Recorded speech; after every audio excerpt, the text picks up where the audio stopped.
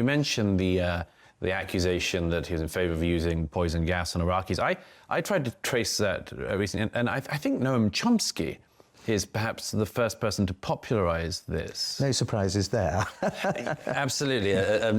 But when Chomsky writes about gas, he clearly seems to think, or pretends to think, that he means poison gas. Precisely. But if Chomsky goes to the Churchill archives in Cambridge, he can read the actual paper, which makes it very clear in black and white that he's talking about lacrimatory gas, tear gas.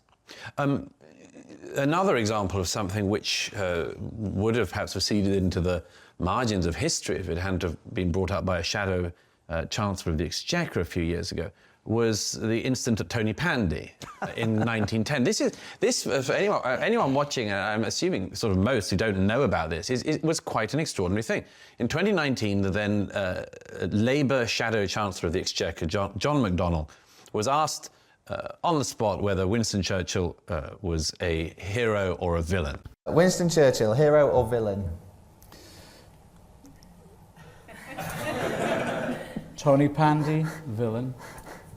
What does he mean? What he means, it's a rather recondite bit of history, as you say, but there is in the Labour demonology of Winston Churchill a myth that Churchill sent troops into the South Wales mining village of Tonypandy to kill miners, and that two Welsh miners were killed by soldiers with machine guns and bayonets and all this kind of thing. The truth is, again, when you look into it, he sent, it wasn't even him, it was the local police commissioner who sent not troops but policemen into Tonypandy, and they didn't have any bayonets or machine guns or anything like that. They actually fought with rolled up Macintoshes. A Macintosh, I don't know what the American for Macintosh is, but it's a sort of like a sou'wester or an anorak, essentially, which they rolled up and used as truncheons, essentially. So, and nobody died. So we have this complete myth which just won't die, and which people like John McDonnell, who's a perfect example of the kind of person who wants to use Churchill as an ideological tool with which to make his, in his case, Marxist-Leninist views more palatable to people, and there's simply no factual evidence behind it whatsoever. It does seem like a sort of characteristic example. Somebody's asked, hero or villain.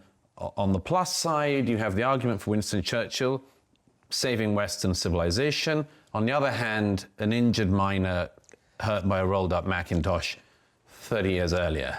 And also, of course, one has to remember that that John McDonnell would probably be the first deputy leader, indeed, certainly the first deputy leader of the Labour Party ever to say villain rather than hero. I mean, Clement Attlee, who was the deputy prime minister under Winston Churchill, adored him, admired him endlessly, and made the most wonderful, moving speeches when he died.